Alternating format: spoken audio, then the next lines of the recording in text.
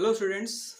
तो last class में हम लोगों ने क्या देखा, तो हम लोग कुछ प्रॉब्लम को सॉल्व किए हैं ना, किससे, तो फर्स्ट ऑर्डर रिएक्शन से रिलेटेड प्रॉब्लम सॉल्व किए हैं ना। लास्ट क्लास बहुत ही इंपॉर्टेंट था, है ना। उससे रिलेटेड न्यूमेरिकल्स जो है अक्सर पूछा जाता है ना, बहुत ही इंपॉर्टेंट है ना। उससे रिलेटेड जितना भी न्यूमेरिकल्स हो उसको आप बनाइए, है ना, ताकि आपका जो है उस न्यूमेरिकल उस प्रॉब्लम से रिलेटेड आपका जो कॉन्सेप्ट है वो क्लियर हो जाए, है ना। क्योंकि ये जो चैप्टर होता है वो न्यूमेरिकल बेस्ड होता है। जितना ज़्यादा फिजिकल में न्यूमेरिकल बनाइएगा चैप्टर पे आपका कमांड उतना ही स्ट्रांग होता है ना। तो ये जितना भी फिजिकल का चैप्टर, चाहे हम ये चैप्टर पढ़ाएं या फिर इलेक्ट्रोकेमिस्ट्री पढ़ाएं या फिर सॉल्यूशन पढ़ें, वो सब जो है न्यूमेरिकल बेस्ड होता है। जितना ज़्यादा आप न्यूमेरिकल्स को बनाइएगा, है ना, आपका जो है चैप्टर में जो है कमांड उतना ही स्ट्रांग होते चला जाएगा। ठीक है, तो आज भी जो हम लोग कुछ न्यूमेरिकल्स को जो है सॉल्व करेंगे, है ना।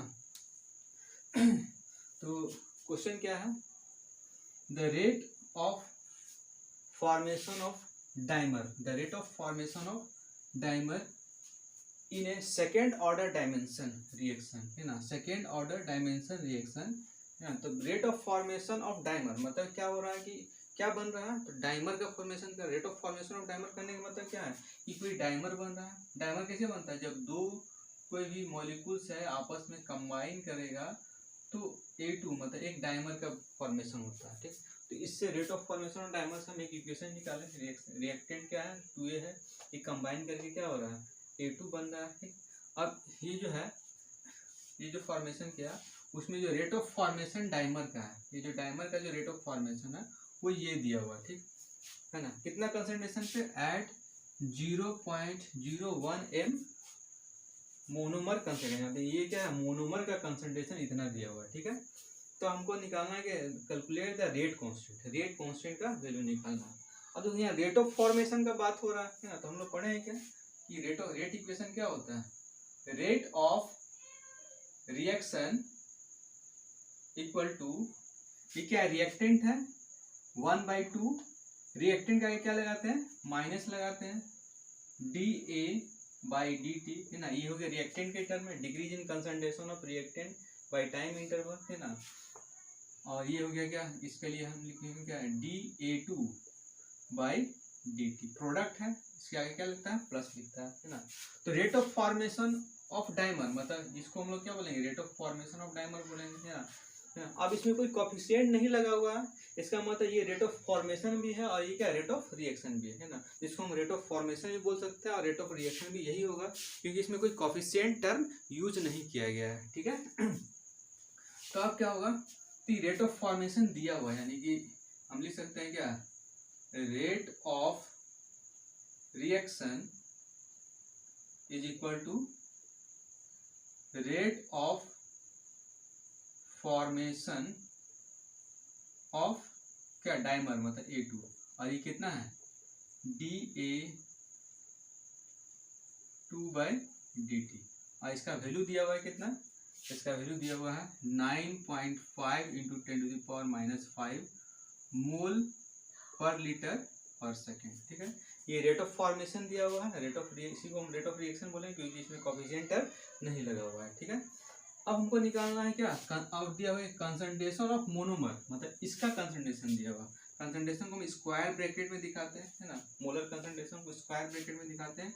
इसका वैल्यू दिया हुआ है 0.01 मोल पर लीटर, है ना। ये दिया हुआ है कि ए का वैल्यू दिया हुआ है। ठीक, निकालना है क्या, रेट कांस्टेंट। ठीक, अब कैसे निकालेंगे रेट कांस्टेंट, है ना, rate of reaction equal to ये है ना, रेट कांस्टेंट हमको निकालना है, कंसंट्रेशन दिया हुआ है और रेट ऑफ फॉर्मेशन दिया हुआ है, या इसी को हम लोग क्या बोल सकते हैं, रेट ऑफ रिएक्शन भी बोलेंगे, है ना। तो रेट ऑफ रिएक्शन पता है, कंसंट्रेशन रिएक्टेंट का पता है और रेट कांस्टेंट निकालना है।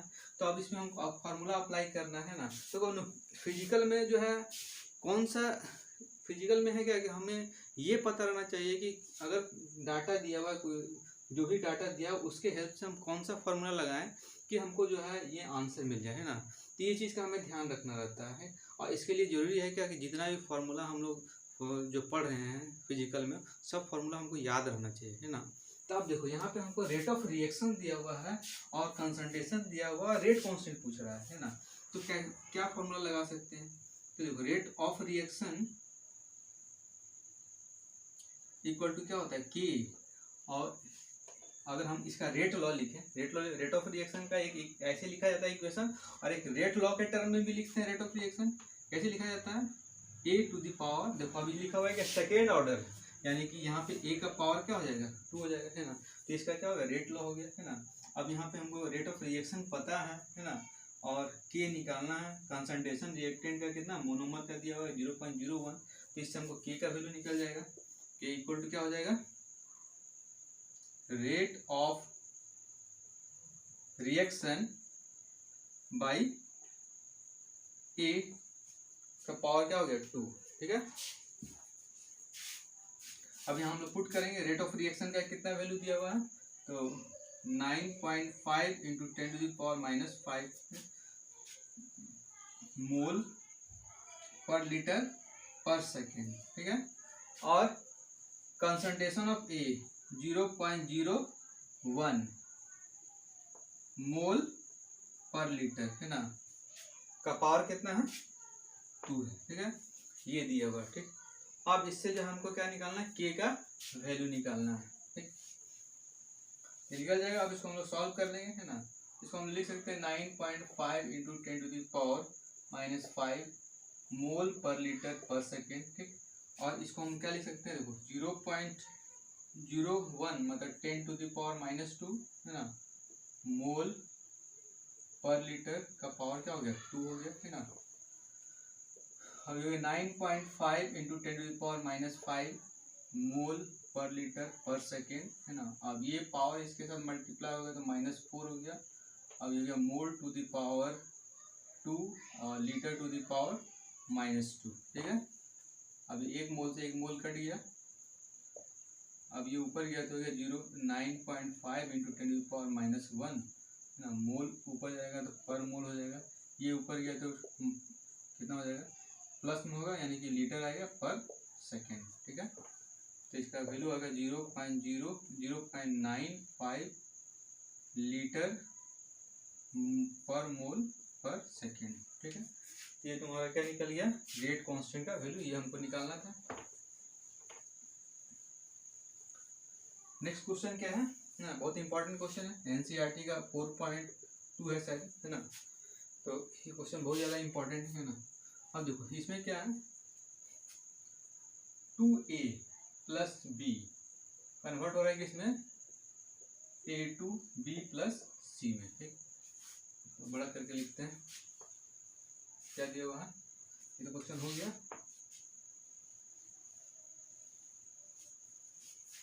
देखो दिया हुआ है क्या, 2a plus b plus c, ये कन्वर्ट हो रहा है क्या, a to b plus c में, ठीक है। अब इसमें जो है इसका इनिशियल कंसंट्रेशन, इसका जो रेट कांस्टेंट है, इस रिएक्शन का रेट लॉ दिया हुआ ये है ना, और इसका जो के का वैल्यू है ये दिया हुआ है ना, और इनिशियल रेट निकालना, इसका रेट निकालना, ये रेट निकालना है ना, और ये जो ए का कंसंट्रेशन ये दिया हुआ है, बी का कंसंट्रेशन ये दिया हुआ है, सी का कंसंट्रेशन ये दिया हुआ है, ठीक है। तो अगर हम इसका रेट निकालना चाहें तो रेट इक्वल टू क्या होगा, डायरेक्ट हम लोग पुट करते हैं रेट। अगर इनिशियल कंसंट्रेशन दिया हुआ है ना, तो इसके लिए क्या है, रेट लॉ ये दिया हुआ है, ये क्या है, रेट लॉ है। तो रेट कंसंट्रेशन दिया हुआ, रेट निकालना है, तो इसे फॉर्मूला में हम लोग पुट कर देंगे, ये होगा के का वैल्यू कितना है, 2 इंटू 10⁻⁻6, ठीक है, m टू द पावर -2 और सेकेंड टू द पावर -1, ठीक है। या हम डायरेक्ट भी लिख सकते हैं ना, क्योंकि अगर हम रेट का यूनिट लिखेंगे तो ये मोल पर लीटर पर सेकेंड आएगा, है ना, क्योंकि सेकेंड में बात कर रहा है। तो रेट का तो एक ही यूनिट होता है, मोल पर लीटर पर सेकेंड है ये। अब यहाँ पे ए का जो कंसंट्रेशन है वो कितना दिया हुआ है, ए का कंसंट्रेशन 0.1 m है ना, और 0.2 का स्क्वायर है, ठीक है ना। 2 into 10⁻⁻6 m to the power -2 second to the power -1, है ना। अब यहाँ पे क्या होगा, 0.1 m 0.05 4m स्क्वायर, ठीक है।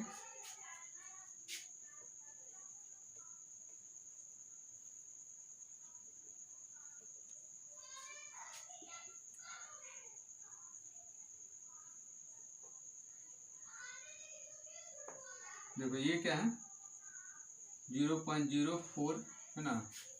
अब ये क्या हो गया m और m कितना हो गया m टू द पावर 3 हो गया, ठीक है। अब देखो यहाँ से या हम डायरेक्ट यहाँ पे कर सकते हैं, यहाँ m टू द पावर -2 है या m टू द पावर 2 है, कट गया है ना, तो बचा क्या, तो यहाँ बच गया m और ये second m to the power -1, ठीक है।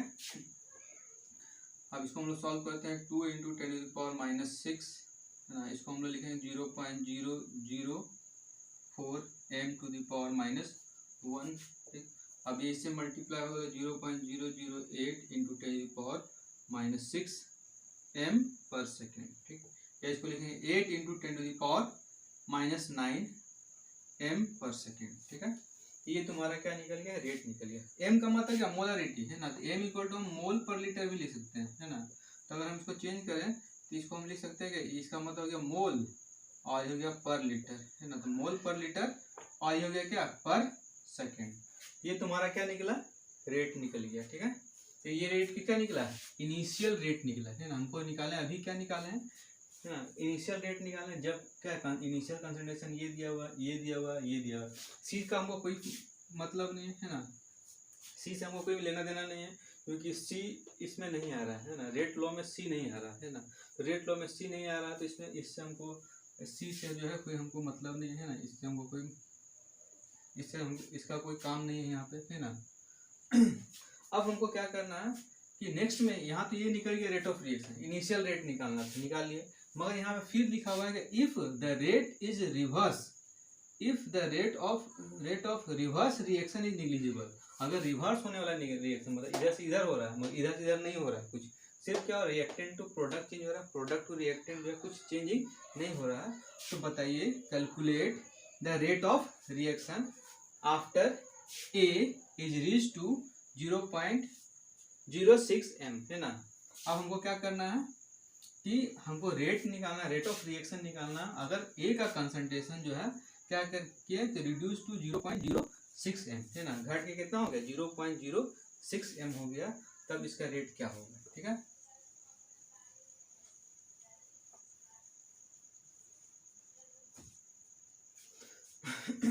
देखो यहाँ पे क्या है कि हम लोग ये जो रिएक्शन लिखे हैं, है ना, तो ये रिएक्शन में हम लोग क्या देखते हैं कि यहाँ पे इसका कंसंट्रेशन दिया 0.1 m, है ना, और यहाँ पे इसका कंसंट्रेशन दिया हुआ 0.2 m, है ना, और इसका कंसंट्रेशन दिया हुआ क्या 0.8 m, ठीक। ये हो गया क्या इनिशियली, ठीक है, इनिशियली इसका कंसंट्रेशन ये दिया हुआ है, ठीक। अब क्या करते हैं कि जैसे ही हम रिएक्शन स्टार्ट होता है ना, तो रिएक्शन स्टार्ट हुआ तो प्रोडक्ट में चेंज होने लगा, है ना, तो प्रोडक्ट में चेंज हुआ, इसका अमाउंट घटते चला गया, घटते घटते इसका जो कंसंट्रेशन है ए का कंसंट्रेशन घट के कितना हो गया 0.06 हो गया, मतलब कि अब ये इनिशियली टाइम 0 था तो ये है, अब टी टाइम पे, है ना, टी टाइम पे इसका कंसंट्रेशन कितना हो गया 0.06 m हो गया, ठीक ना। तो इसको अगर हम टी टाइम पे कितना हुआ अगर निकालना चाहते हैं, हम ऐसे भी लिखते हैं 0.01 है, इसका कितना प्रोडक्ट में चेंज हुआ, मान लिया कि 2x प्रोडक्ट में चेंज हुआ, है ना, यहाँ 2 लिखा हुआ इसलिए 2x हटाया, है ना, तो यहाँ इससे कितना निकलेगा तो 0.2 माइनस एक्स, ठीक, यहाँ पे 1 था इसलिए x हटा, और यहाँ पे क्या होगा, यहाँ पे भी क्या होगा 0.8 माइनस एक्स जो है क्या होगा प्रोडक्ट में कन्वर्ट होगा। ये सब हम लोग तो रूल पढ़ चुके हैं कि कैसे क्या होता है ना, जितना कंसंट्रेशन है उसका टी टाइम के बाद क्या होगा रिएक्टेंट प्रोडक्ट में चेंज हो रहा है, और प्रोडक्ट में चेंज हो रहा है तो कितना प्रोडक्ट में चेंज हो रहा है, तो जो यहाँ पे कोफिशिएंट लगा हुआ उतना x मान के हम लोग निकालेंगे, उतना x जो प्रोडक्ट में कन्वर्ट हो गया। अब उतना x प्रोडक्ट में चेंज हो गया तो यहाँ पे जो कोफिशिएंट है 1 है, अगर ये 2 मोल रिएक्ट कर रहा है तो ये 1 मोल लगेगा, ये 1 मोल लगेगा, इससे जो डिसइंटीग्रेट होगा, अगर ये 2x निकल रहा है तो इससे क्या निकलेगा x प्रोडक्ट में बनेगा, इससे x जो है प्रोडक्ट फॉर्मेशन होगा, ठीक है ना, ये सब हम पढ़ चुके हैं ना। अब ये जो वैल्यू है इसका जो वैल्यू है वो कितना है 0.06 है ना, ये दिया हुआ है क्या है कि जैसे ही रिएक्शन स्टार्ट होता है ए का जो कंसंट्रेशन है वो घट के कितना हो जा रहा है 0.06 m हो जा रहा है ना। तो 0.1 था, उससे क्या होगा 2x निकला, तो ये इतना हो गया। ठीक है। अब हमको निकालना है क्या, रेट ऑफ रिएक्शन निकालना है ना। तो रेट ऑफ रिएक्शन का फॉर्मूला क्या होता है, रेट इक्वल टू होता है के ए हो गया और क्या बी, यही है, यही फॉर्मूला तो यही लगाना है। मगर ये जो हम अब शुरू में निकाले वो इनिशियल कंसंट्रेशन में निकाले है ना। अब हमको निकालना है क्या, जब रिएक्टेंट प्रोडक्ट में चेंज हो गया है ना, रिएक्टेंट जो है प्रोडक्ट में कन्वर्ट हो गया, कुछ जो प्रोडक्ट में चेंज हो गया तो इसका घट गया। अब घटा हुआ कंसंट्रेशन पे इसका रेट कितना होगा, है ना। होता है क्या कि रेट जो होता है कंसंट्रेशन को घटाने या बढ़ाने पे जो चेंज होता है, जितना ज़्यादा कंसंट्रेशन होगा रिएक्शन उतना ही ज़्यादा फास्ट होता है। जैसे जैसे कंसंट्रेशन घटते जाता है रिएक्शन का रेट धीरे धीरे क्या होता है, स्लो होते जाता है ना। तो यहाँ पे जो कंसंट्रेशन निकाले वो इनिशियल था, है ना। अब ये कंसंट्रेशन इतना बचा है तो वहाँ पे इसका रेट कितना होगा। ठीक है। तो यहाँ से हम लोग क्या करेंगे कि 0.1 माइनस 2x है 0.06, तो यहाँ से हम लोग निकाल सकते हैं क्या 0.1 माइनस 0.06 इक्वल टू 2x। ठीक है। तो 2x इक्वल टू क्या होगा 0.04, तो x इक्वल टू क्या निकले 0.04/2, है ना। मतलब ये हो गया 0.02 m। ये x का वैल्यू निकल गया। ठीक है।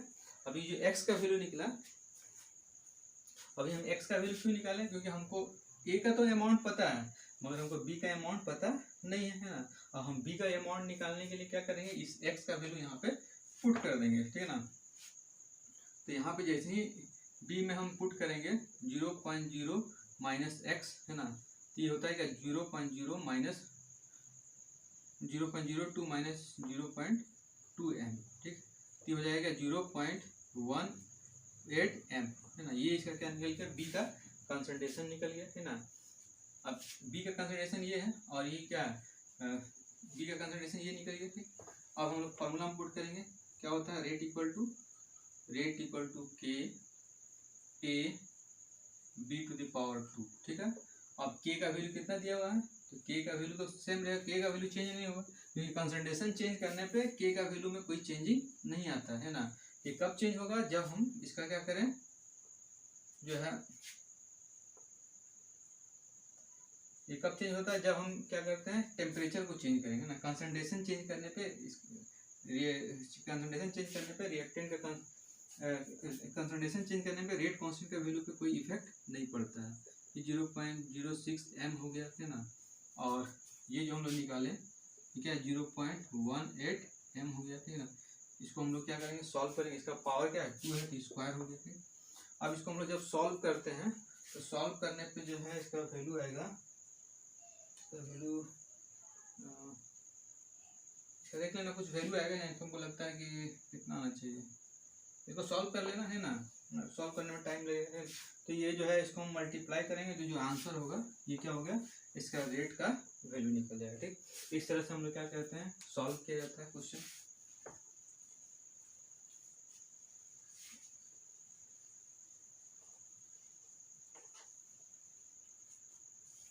और क्वेश्चन नंबर क्या है 3 है ना।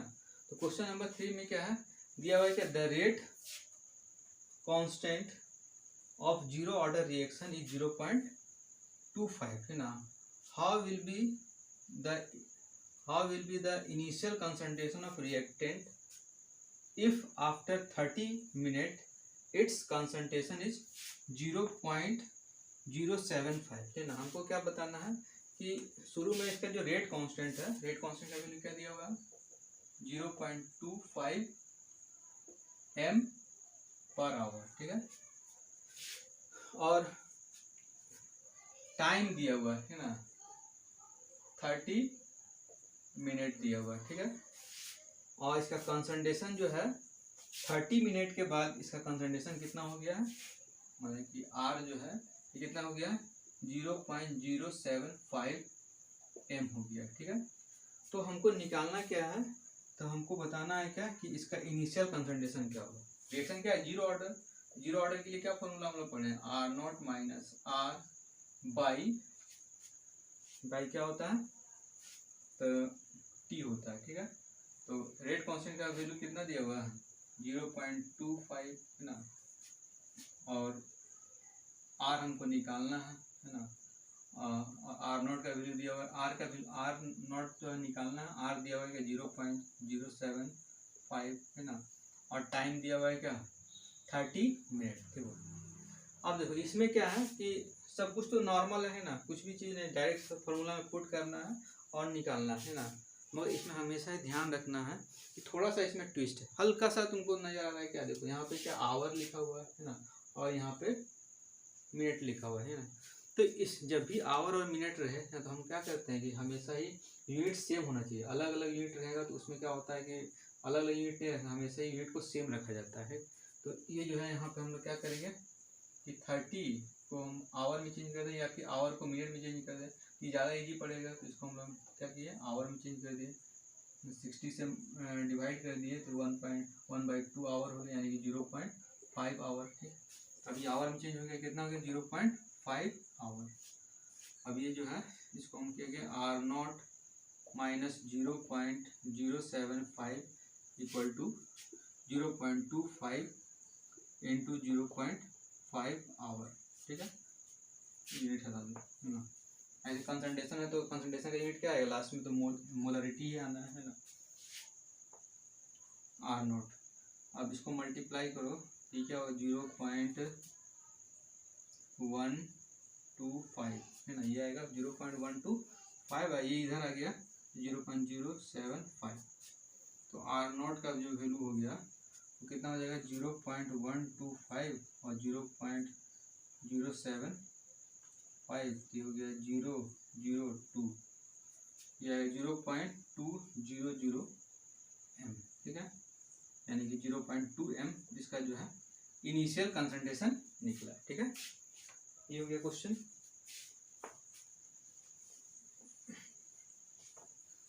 ये था क्या जीरो ऑर्डर से रिलेटेड है ना, ऐसे जीरो ऑर्डर से ज़्यादा क्वेश्चन पूछा नहीं जाता है, मगर जो भी होगा फॉर्मूला बेस्ड होगा है ना, सिर्फ हम लोग फॉर्मूला में पुट करना है, निकालना है ना।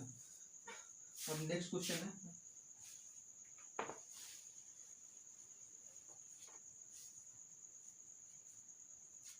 क्वेश्चन नंबर 3, क्वेश्चन नंबर क्या 4 है ना, question number 4।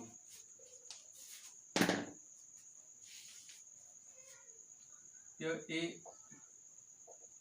first order reaction, the first order reaction has K equal to 1.5 into 10 to the power minus 6 per second at 240 degree Celsius. If the reaction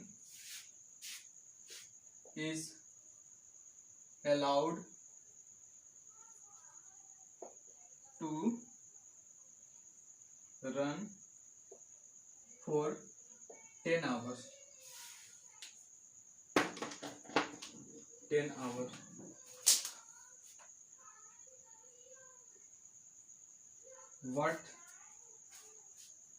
what percentage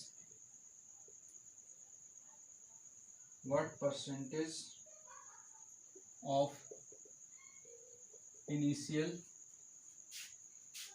concentration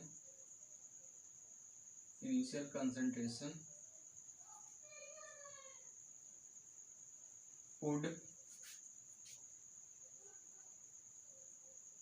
change into product,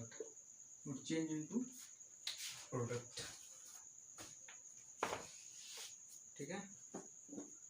तो क्या है reaction a first order reaction has k का value ये दिया हुआ है ना, if the reaction would allowed to run for 10 hour, 10 hour तक रिएक्शन हुआ है ना, 10 आवर तक रिएक्शन हो रहा है ना, और what percentage of initial concentration would change into product, तो कितना परसेंटेज रिएक्टेंट का जो है प्रोडक्ट में चेंज होगा वो निकालना है। ठीक है, तो इसका टाइम दिया हुआ है क्या 10 आवर दिया हुआ है ना। ठीक है, इसको कैसे हम निकालेंगे, what percentage of initial concentration would change into product, मतलब इनिशियल कंसंट्रेशन का कितना परसेंटेज जो है प्रोडक्ट में चेंज हुआ। ठीक है, तो इनिशियल का कितना परसेंट चेंज हुआ ये निकालना है ना। तो अगर हम मान लें कि इनिशियल में इसका कंसंट्रेशन कितना था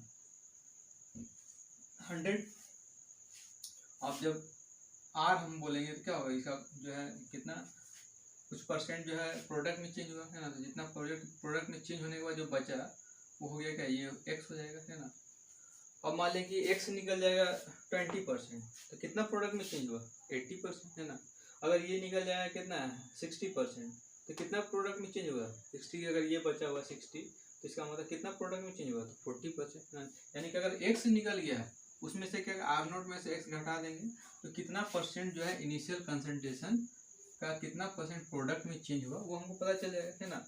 तो यहाँ हमको क्या निकालना पहले एक्स निकालेंगे ना। एक्स अगर हमको 25% निकला इसका मतलब 75% क्या हो रहा है प्रोडक्ट में चेंज हो रहा है। फिर जब कैसे निकालेंगे ना देखो इसमें अब लॉग यूज होगा, लॉग एंटी लॉग यूज होगा है ना।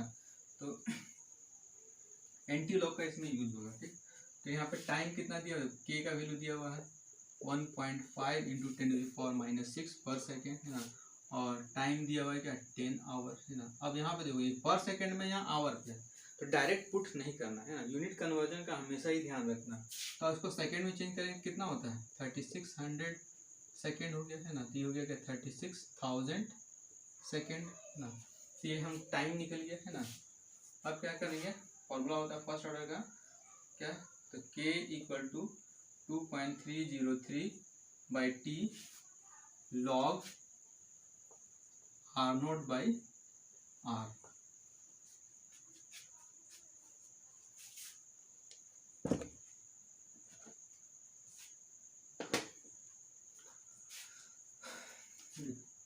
के का वैल्यू कितना दिया हुआ 1.5 इंटू 10⁻⁻⁶ ठीक। और 2.303 टाइम दिया हुआ है क्या 36,000 और लॉग आर नॉट का वैल्यू कितना दिया हुआ आर नॉट क्या हुआ 100 हो गया है ना। और ये हमको नहीं पता है ये निकालना एक्स ठीक है। हमको क्या निकालना एक्स, एक्स क्या हो गया कितना रिएक्टेंट बचा हुआ है ना। तो जितना रिएक्टेंट बचा हुआ है बाकी सब क्या होगा प्रोडक्ट में चेंज हो गया है ना। तो ये निकाल लेंगे है ना। अब इसको हम सॉल्व कैसे करें, अब इसमें कुछ है नहीं है ना, हमको एक्स निकालना है और कुछ करना नहीं है, मगर हमको मैथमेटिकल कैलकुलेशन पता नहीं है कैसे हम सॉल्व करते हैं। तो ये जो है ये क्या है डिवाइड इधर गया तो क्या होगा इंटू हो जाएगा 1.5 इंटू 10⁻⁻⁶ 36,000 2.303 log 100 बाई एक्स ठीक है। तो log 100 बाई एक्स, अब इसको हम नीचे लाए हैं ठीक है हो गया 1.5 इंटू 10⁻⁻⁶ 36,000 बाई क्या हो गया 2.30 ये हो गया ना।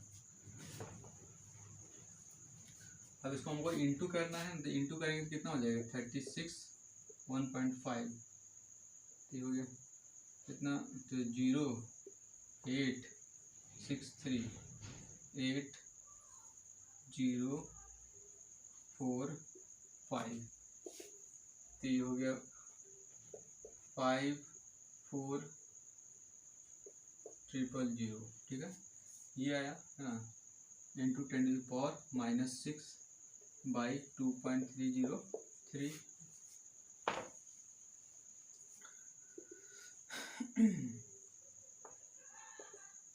अब इसको अगर हम इसको इंटू करेंगे तो ये तुम्हारा हो जाएगा कितना है 10⁻⁻⁶ है ना। तो 1 2 3 4 5 है ना।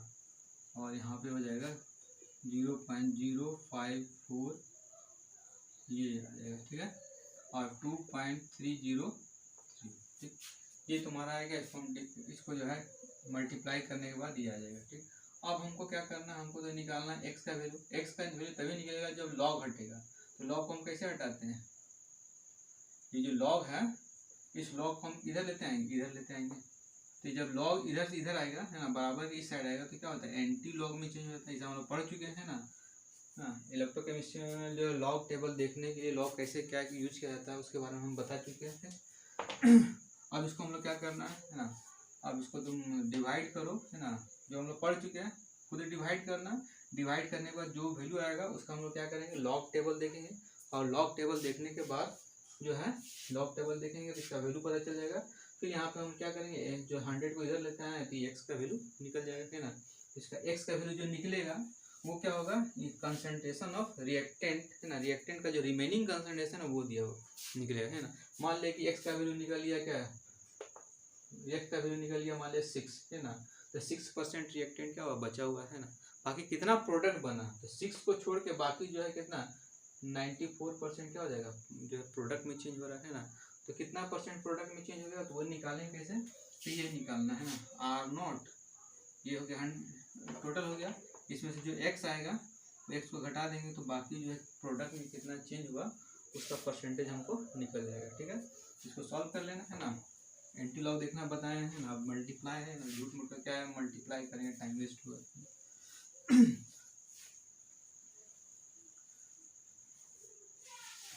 तो आज के लिए इतना ही है ना। नेक्स्ट क्लास में जो है हम लोग जो है देखेंगे क्या, तो determination of order of reaction by integrated rate initial rate equation method, है ना। इनिशियल रेट इक्वेशन मेथड से कैसे जो हम लोग ऑर्डर ऑफ रिएक्शन फाइंड करते हैं उसके बारे में जो है, वो भी क्या न्यूमेरिकल अप्रोच है, न्यूमेरिकल जो है देखेंगे, है ना, कैसे डिटरमाइन किया जाता है इनिशियल रेट मेथड से ऑर्डर ऑफ रिएक्शन। ओके, तो आज के लिए इतना ही ना। अगर आपको मेरा ये वीडियो पसंद आया होगा तो लाइक करें, सब्सक्राइब करें और ज़्यादा से ज़्यादा लोगों को शेयर करें। ठीक, थैंक यू।